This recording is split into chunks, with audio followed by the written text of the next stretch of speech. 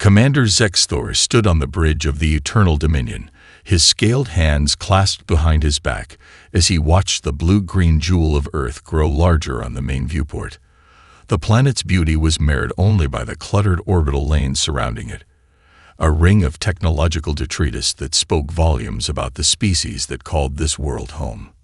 Primitives, he muttered, mandibles clicking in disgust. They haven't even cleaned up their own orbit. Look at this mess. Defunct satellites, spent rocket stages, fragments of their early space endeavors. His 4 eyes narrowed as the ship's sensors catalogued each piece of debris. How many centuries have they been spacefaring? Sub-Commander. Sub-Commander Vexley consulted his datapad. Barely one. Supreme Commander. They achieved rudimentary spaceflight in their mid-20th century. Their technological progression has been unusual. Unusual. Zexthor turned, his ceremonial cape swirling around his armored form. The bridge crew kept their heads down, focused on their stations. They knew better than to interrupt when the commander took that tone. Yes, sir. They advanced rapidly in some areas. Computational systems, material science, theoretical physics, but remained planet-bound. Their space presence is minimal. No colonies beyond a small orbital station. No planetary defense grid. No. Vexley paused, checking his readings again. Sir, I'm detecting thousands of primitive communication satellites, but their military presence in orbit is virtually non-existent. Zexthor's scales shifted from their normal deep blue to a shade of amused purple. Typical of species that develop in isolation, they waste resources on entertainment and commerce, neglecting their own defense. He strode to the tactical station, towering over the nervous officer. Show me their primary population centers. The display shifted, highlighting Earth's major cities. The Eternal Dominion's weapon systems automatically began calculating firing solutions. They could reduce every marked location to ash within minutes. Sir, the communications officer called out, we're receiving transmissions from the planet. Multiple frequencies, multiple languages. Put them through. The bridge speakers crackled with a cacophony of human voices, news broadcasts, entertainment channels, personal communications. No military channels. No emergency broadcasts.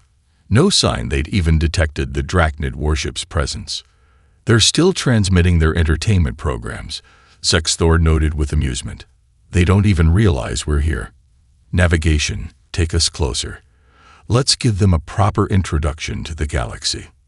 The massive warship pushed forward, its energy waked disturbing pieces of orbital debris.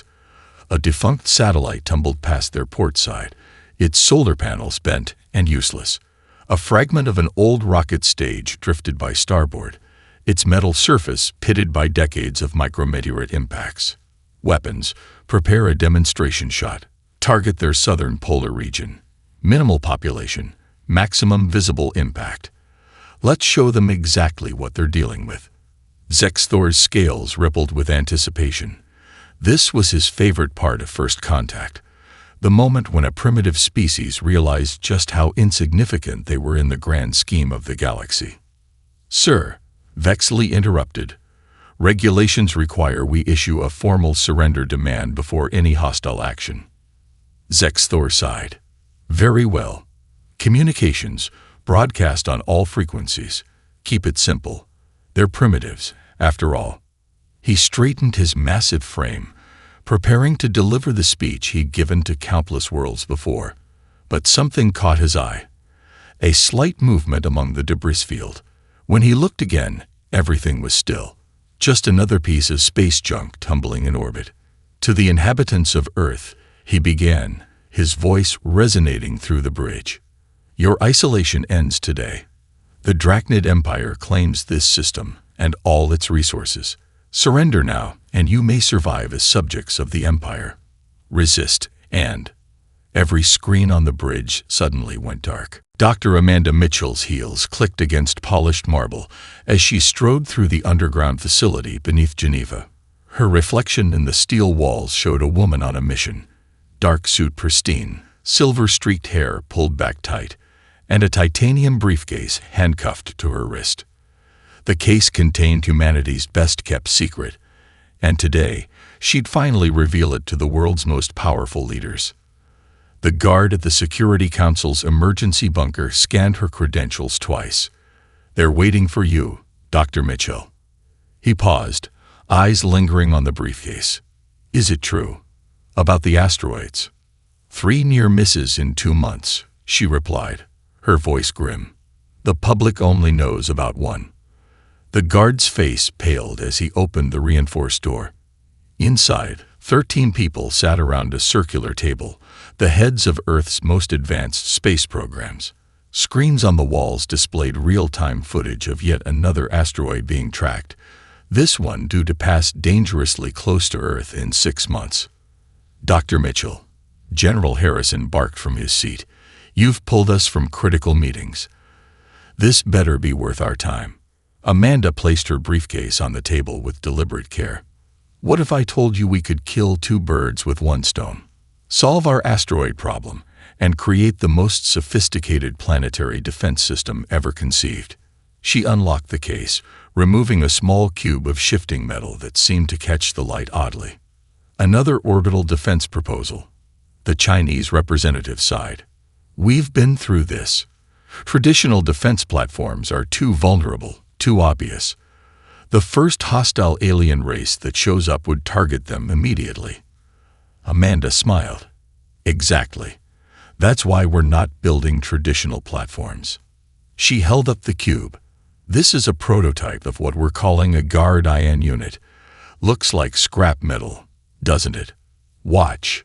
She placed the cube on the table. For a moment, nothing happened. Then, like mercury coming alive, the metal began to flow and reshape itself. Within seconds, a miniature defense platform floated inches above the table, its weapons ports gleaming. "Ladies and gentlemen," Amanda continued over the ghasts, "humanity has a reputation for being messy. We've filled our orbital space with satellites, rocket debris, and fragments from space missions. Other species would see this as primitive, wasteful." She pressed a button, and the platform reverted to its harmless cube form. "We're going to use that assumption against them." The Russian representative leaned forward. "You want to hide our defenses in plain sight. Disguise them as space debris. Better." Amanda activated a hologram showing Earth's orbital paths. "We're going to use the debris itself.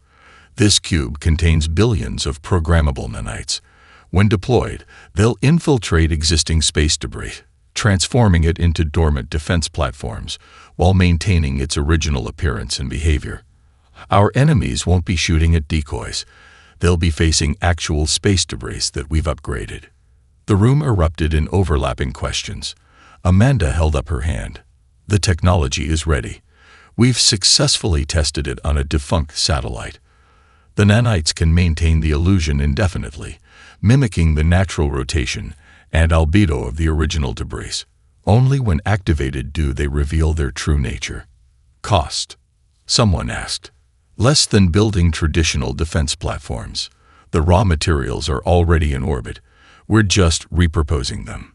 General Harrison stood, his face thoughtful. "The perfect camouflage. Any hostile force would see exactly what they expect to see. A primitive species that hasn't even cleaned up its own orbit. And therein lies the genius," Amanda said, her voice carrying across the now silent room. "Our greatest perceived weakness becomes our greatest strength. Every piece of debris becomes a potential defender. An approaching enemy wouldn't know which pieces are dangerous until it's too late." The council members exchanged looks. Finally, the Secretary General spoke. "How long to implement?" Amanda's smile widened. "That's the best part. We started 6 months ago. 15% of Earth's orbital debris has already been converted. We're not here to ask for permission to start." She gestured to the screen showing the approaching asteroid. "We're here to ask for permission to demonstrate." The cube on the table pulsed once, as if in anticipation. Commander Zexthor's confusion turned to rage as every screen on the Eternal Dominion's bridge went dark. The emergency lighting cast an eerie purple glow across the command deck, reflecting off his agitated scales. "Report," he bellowed, all four eyes fixed on his trembling technical officer. "Unknown interference, Commander. It's not just the displays. Our targeting systems, long-range communications, and primary sensors are experiencing unusual disruptions." The officer's claws clicked nervously against his console. "Wait, something's coming through." The screens flickered back to life simultaneously, but instead of their normal tactical displays, they showed a simple message cycling through different languages. The bridge crew watched in silence as it shifted from Galactic Standard to Drachnid script. "UAVENTRED protected system. Please state your PEC if UL intentions or reiterate ELNDTHE orbital PAT of NANARS. UAV 300 CTONDS 2 CO MPLI." A countdown appeared below the message, the numbers ticking away with methodical precision. Zexthor's laugh echoed across the bridge. Protected? By what? Their primitive satellites. He gestured at a particularly large piece of debris drifting past the view screen. "Their orbit is a garbage heap. Weapons, target that debris field. Clear us a path to optimal firing position." "Sir," Vexley interjected, studying his auxiliary scanner. "I'm detecting some anomalies in the debris field. The rotation patterns are too perfect." "Explain." "Space debris should show random tumbling patterns affected by solar winds and gravitational forces. These pieces," he adjusted his scanner sensitivity, "they're maintaining exact rotations that perfectly mimic random movement.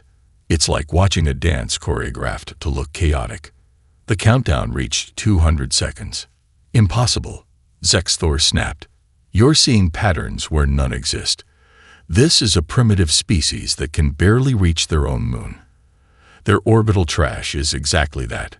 Trash." A new message appeared beneath the countdown. "We observe URCharging weapons systems. This is inadvisable. Final warning. They dare threaten us." Zexthor's scales flushed dark with anger. "Target their southern polar region as planned. Let's show them what real power looks like." The targeting officer input the commands, then frowned. "Sir, the targeting system is having difficulty locking onto the surface. Something in the debris field is interfering with our calculations." 150 seconds. Vexley's console suddenly erupted in alerts. "Commander, energy signatures appearing throughout the debris field. They're moving."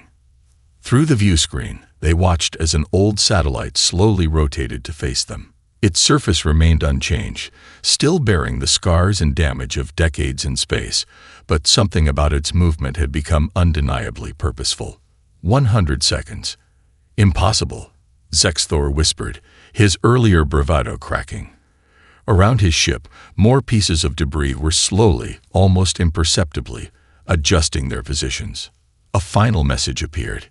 "Your weapons capacitors are now targeted.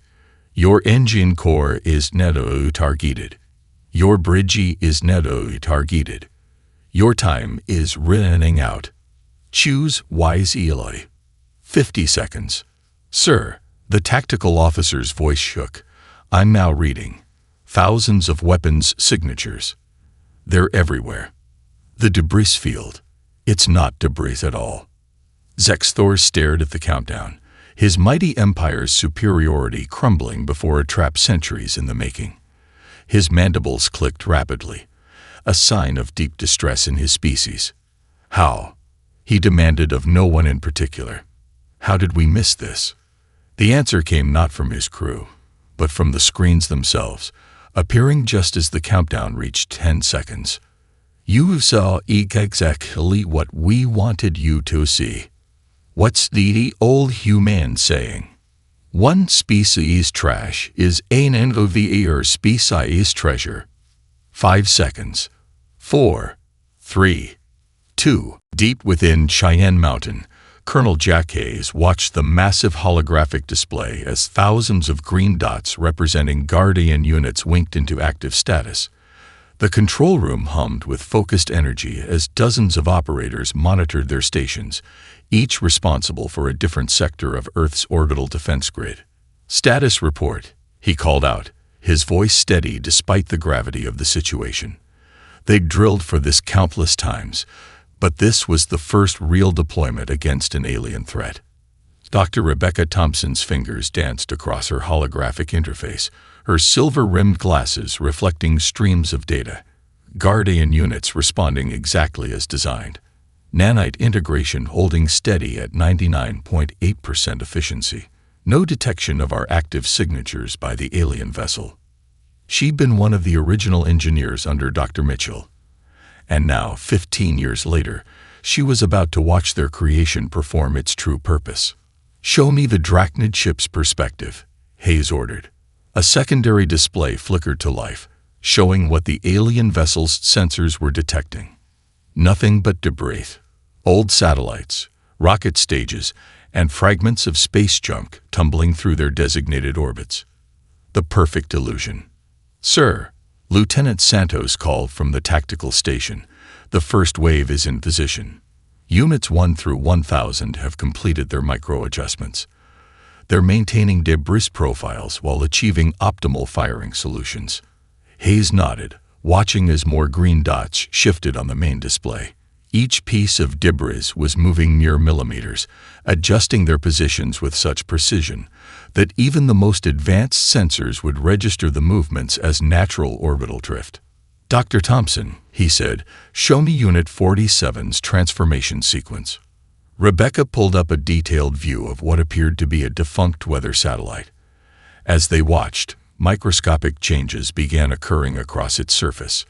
Nanites that had laid dormant for years began shifting, creating weapon ports and energy focuses while maintaining the satellite's damaged exterior appearance.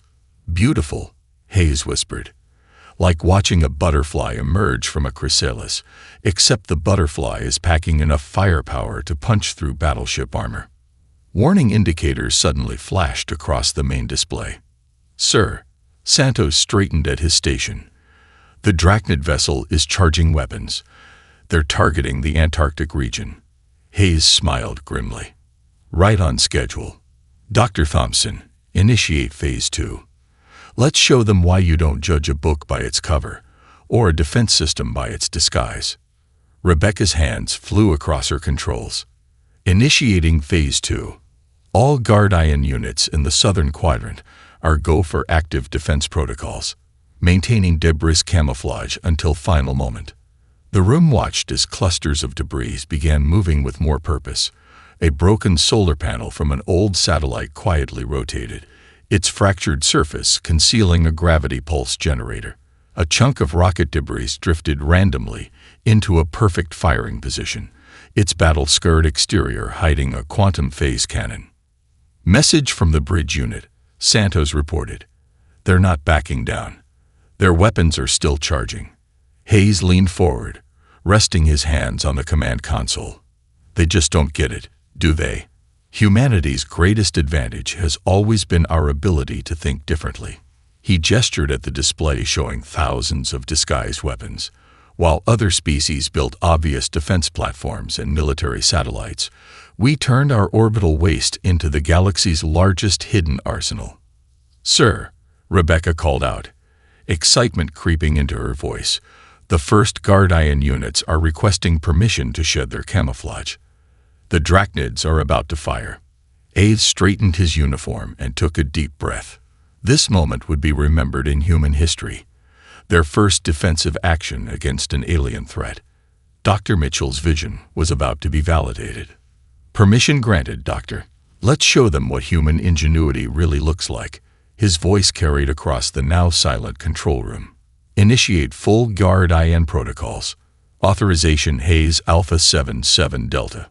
Around Earth's orbit, thousands of pieces of space debris prepared to reveal their true nature. The show was about to begin. The Drachnid flagship's main weapon charged with a building whine that resonated through its massive hull. Commander Zexthor stood rigid at his command station, mandibles clicking rapidly, a sign of both agitation and determination. Target locked on their southern polar region, the weapons officer announced. Firing in 3, 2, 1. A lance of purple energy erupted from the Eternal Dominion's main cannon, powerful enough to vaporize a small city. It streaked toward Earth's atmosphere, a demonstration of power meant to force humanity's immediate surrender. It never reached its target. 3 pieces of debris, a defunct satellite, a fragment of an old rocket stage, and what appeared to be a twisted solar panel, suddenly moved with impossible precision. Their surfaces rippled like liquid metal as they intercepted the energy beam. Instead of vaporizing, they absorbed the blast completely, their disguises melting away to reveal gleaming advanced technology underneath. Impossible. Zexthor roared. Full scan of those units. Sir, his science officer's voice shook. The debris, it's transforming. The molecular structure is. I've never seen anything like it. Through the bridge viewport, they watched in horror as the 3 intercepting units completed their metamorphosis. The satellite now bristled with energy absorption arrays, its surface a perfect lattice of quantum collectors. The rocket fragment had become a sleek weapons platform, its battle-scarred exterior replaced by molecular-edged armor. The solar panel had transformed into an energy redistribution matrix, already processing the absorbed blast for redistribution. More movement detected. The tactical officer screamed. Multiple signatures, hundreds, thousands. All around the Eternal Dominion, space itself seemed to come alive. Pieces of debris began shifting, changing, transforming. Each piece revealed itself to be a sophisticated weapons platform, defensive unit, or energy manipulator. The choreography of their movement was beautiful and terrifying. A dance of technology that had hidden in plain sight for decades. Sir, we're being painted by targeting systems from all directions, the tactical officer reported, his scales pale with fear. I'm counting. Over 10,000 weapons locks. They're using our own energy signature against us. Zexthor watched as a particularly large piece of what he'd thought was an old space station slowly rotated toward his ship. Its surface flowed like quicksilver, revealing ranks of weapons that shouldn't have been possible for a primitive species to create. Launch fighters, he ordered. Clear us a path through this. This? Belay that order, sir. His second-in-command pointed to their sensor readings. The debris field. It's too dense. Any launched fighters would be surrounded instantly. These weapons platforms, they're not just defensive. They're designed to box in and contain threats. A new message flashed across their screens. Your we upon signature HAS BEEN analyses did and key ATA log UED. County MEAs UREs AHVBBENK elaborated. For the hostile action. Whale RES ULT in defensive RES BONSE. Would you like to DSQSS theorems? As if to emphasize the point, several nearby pieces of debris completed their transformations. What had appeared to be random chunks of metal were now revealed as pristine examples of advanced technology, each aimed squarely at the Drachnid vessel's critical systems. How many? Zexthor whispered. Final count. The tactical officer swallowed hard. 15,847 active units detected, all with weapons locked on our position. Their targeting solutions, they're perfect. They've had us mapped down to the molecular level since we entered the system. Through the viewport, they watched as more and more of Earth's orbital trash revealed its true nature. Each piece moved with fluid grace, taking up strategic positions around the flagship. The transformation waves spread out in all directions, a ripple of technological revelation that turned the cluttered orbit into a gleaming defense grid. One particularly small piece of debris, barely larger than a human hand, drifted to a stop directly in front of the bridge viewport. Its surface shifted, revealing a simple message etched in Drachnid script. Welcome to Earth. Would you like to surrender now, or should we demonstrate more of our primitive technology?" Dr. Rebecca Thompson's voice cut through the stunned silence on the Drachnid Bridge, emanating from every speaker with crystal clarity. The aliens froze as displays throughout their ship switched to show her image. A middle-aged human woman sitting calmly at her control station deep within Cheyenne Mountain. "I imagine you have questions," she said, adjusting her silver-rimmed glasses. "Most species do, when they realize they've completely misread the situation. Would you like to know how we did it?" Commander Zexthor's scales shifted through various shades of blue. Confusion, anger, and finally, a tinge of respect. You're the architect of this deception. One of many. Rebecca pulled up a holographic display visible through the communication feed. "You see, Commander, humanity has always been underestimated. Our messy orbit, our apparent lack of organization, our seemingly primitive approach to space." She smiled. "We decided to use those assumptions to our advantage." The hologram showed a single piece of debris transforming. Each Guardian unit contains billions of programmable nanites, capable of maintaining the exact appearance, mass, and rotation of the original space debris they've replaced. They mimic random tumbling patterns perfectly because they're actually calculating thousands of variables in real time. "Impossible," the Drachnid science officer interrupted. "The power requirements alone would be astronomical," Rebecca finished. "Unless you've developed microfusion technology small enough to hide inside a screw." She enlarged the hologram, showing the internal workings of a Guardian unit.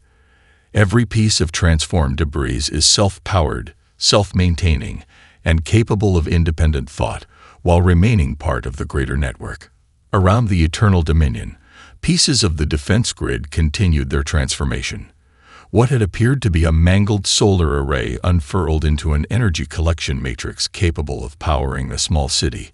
A chunk of rocket casing split apart, revealing sophisticated sensor arrays that had been monitoring the Drachnids since they entered the solar system. "Your weapon's signature has been analyzed," Rebecca continued, her tone professional but with an undercurrent of pride.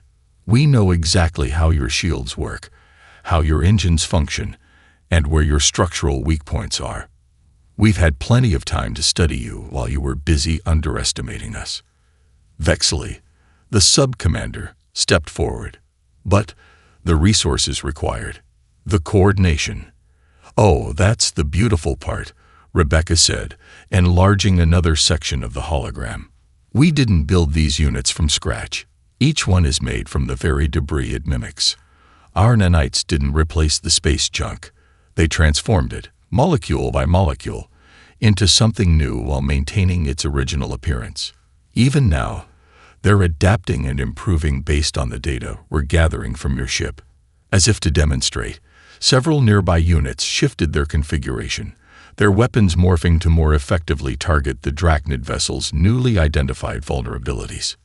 "Your entire defensive grid," Zexthor said slowly, "was built from your own orbital waste. Elegant, isn't it?" Rebecca's smile widened. While other species focused on building obvious defensive platforms and military satellites, we looked at our orbital debris field and saw potential. Every piece of space junk became a canvas for innovation, a hiding place for advanced technology. She stood up, her image towering on the Drachnid displays. "You saw exactly what you expected to see. A primitive species that couldn't even clean up its own orbit. But ask yourself this: what kind of technology does it take to turn trash into one of the most sophisticated defensive networks ever created?" Around the flagship, the transformed Guardian units moved with fluid grace, their formations creating an inescapable web of advanced weaponry. Each piece demonstrated capabilities that shouldn't have been possible, systems that defied conventional military doctrine. "So," Rebecca concluded, "shall we discuss terms? Or would you like a more thorough demonstration of what human ingenuity looks like when it's not pretending to be space debris?" The Drachnid commander looked out at his surrounded ship, at the thousands of weapons that had hidden in plain sight, and made what would prove to be the wisest decision of his career. He raised his hands in surrender. Commander Zexthor's surrender lasted exactly 37 seconds. "No," he snarled, slamming his fist on the command console. "The Drachnid Empire does not surrender to primitives, regardless of their tricks." His scales flushed deep crimson with rage. "All weapons, fire. Target everything." "Sir," his tactical officer protested, "they've completely surrounded us." "Fire." The Eternal Dominion's weapon arrays erupted simultaneously, releasing enough firepower to level a continent. Energy beams, plasma torpedoes, and quantum warheads burst forth in every direction. For a brief moment, the space around the flagship transformed into a miniature sun. In the Cheyenne Mountain control room, Colonel Hayes watched calmly as thousands of Guardian units sprang into action.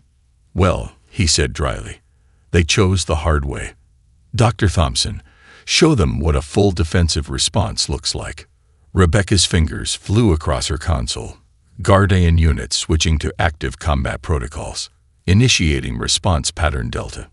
The debris field came alive. A derelict satellite absorbed a plasma torpedo, its surface rippling as it converted the energy into power for its own weapons.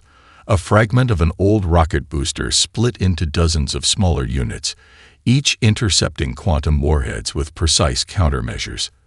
What had appeared to be a cluster of space junk transformed into an interlocking energy shield, deflecting the Drachnid's most powerful beams harmlessly into space.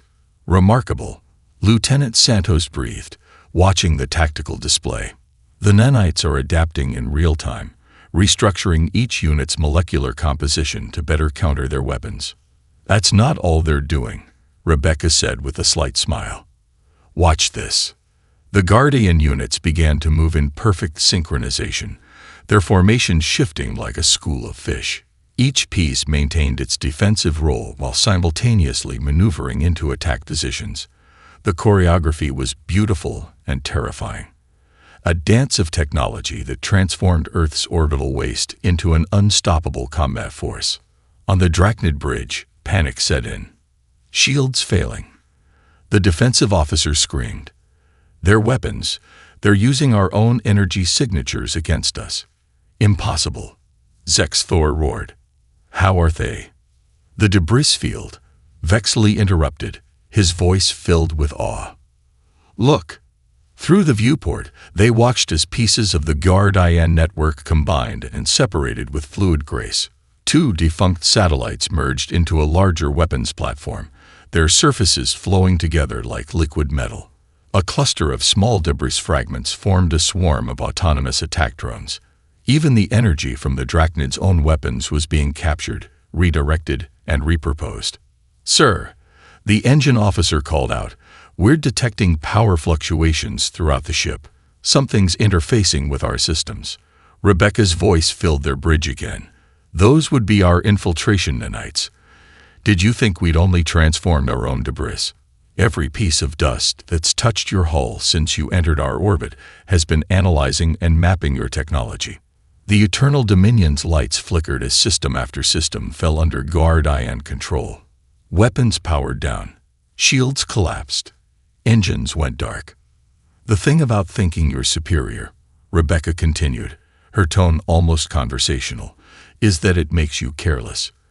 You never consider that our primitive technology might be advanced enough to turn your own ship against you." Around the disabled flagship, the Guardian network completed its transformation. What had started as a scattered field of space debris was now a gleaming array of advanced technology, each piece revealing capabilities that redefined what was thought possible. "Commander Zexthor," Colonel Hayes's voice joined the transmission. "Your ship is now powered down, your weapons are offline, and your technology has been thoroughly compromised. Would you like to try surrendering again? Or should we demonstrate what else your primitive hosts are capable of?" The Drachnid commander stared out at the transformed debris field, at the thousands of weapons that had hidden in plain sight, at the technology that had so thoroughly outmatched his empire's finest warship. This time, his surrender lasted considerably longer than 37 seconds. 3 hours after the Eternal Dominion's surrender, Commander Zexthor found himself in an unusual position, sitting in what appeared to be a comfortable conference room, projected as a hologram into Cheyenne Mountain's command center. His 4 eyes darted between Colonel Hayes, Dr. Thompson, and the steaming cup of Earth coffee they'd somehow managed to synthesize perfectly for his alien biology. "I don't understand," he said finally, mandibles clicking in confusion. "You've completely disabled our ship, exposed our weaknesses, and demonstrated technological superiority. Why aren't you demanding our unconditional surrender? Why offer technical assistance?" Colonel Hayes leaned back in his chair, a slight smile playing across his face. "Commander, if we wanted to destroy your ship, we could have done so the moment you entered our system. That was never our goal. What we want," Dr. Thompson added, pulling up a holographic display of the Guardian network, "is understanding. Your ship's technology has already taught us so much. The nanites have cataloged several fascinating innovations in your propulsion systems." Zexthor's scales shifted to a pale blue of bewilderment. "You're complimenting our technology after defeating it so thoroughly." "Good engineering is good engineering," Rebecca shrugged. "The fact that we could counter it doesn't make it any less impressive. In fact, we've already adapted several of your power distribution concepts into the Guardian network. See." She gestured to a nearby display, showing a piece of transformed debris incorporating distinctly drachnid energy patterns into its design. The alien commander watched in amazement as the technology he brought to conquer Earth was already being improved upon and integrated into its defenses. "Your empire prides itself on technological superiority," Hayes said, his tone carefully measured. "We respect that. But humanity's greatest strength isn't our technology. It's our ability to learn, adapt, and grow. Every piece of our defensive grid was once considered space junk. We took our greatest weakness and turned it into our greatest strength." A technical officer interrupted with a report.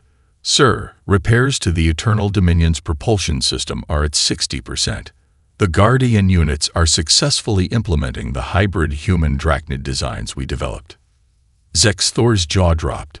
"You're actually repairing our ship, making it better than it was before." "With some modifications," Rebecca smiled. "We've added a few features. Your engines will now be significantly more efficient, but they'll also be permanently recognized by our defense grid.